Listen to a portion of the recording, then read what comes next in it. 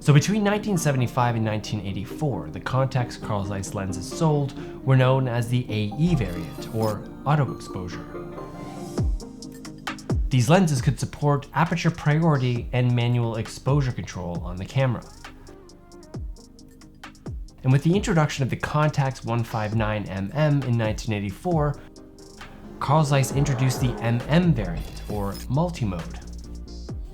Now, unlike the AEs, the MMs had an additional pin that allows the camera to change the aperture and made it possible to operate in shutter priority and program mode.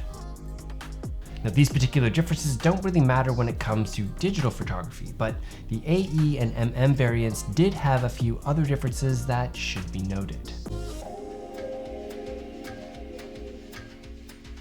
With the exception of a few lenses, Contax Zeiss kept the optical designs of the lenses the same between the AE and MM variants.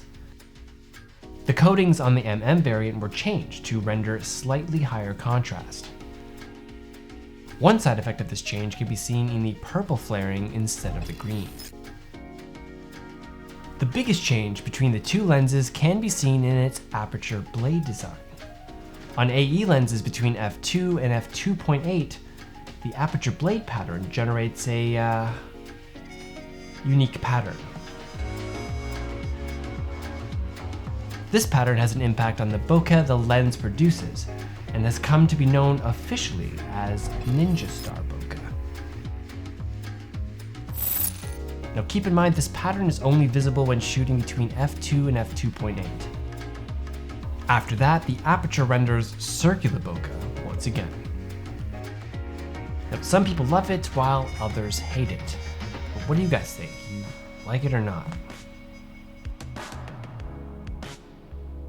Well, if you don't like it, you'll be happy to know the MM variants of this lens refined this design to render more natural looking circular bokeh throughout the f-stop scale.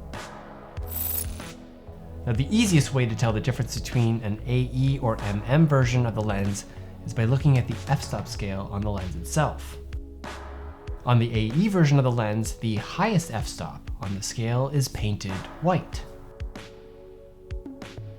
And on the MM version, the highest f-stop is painted green.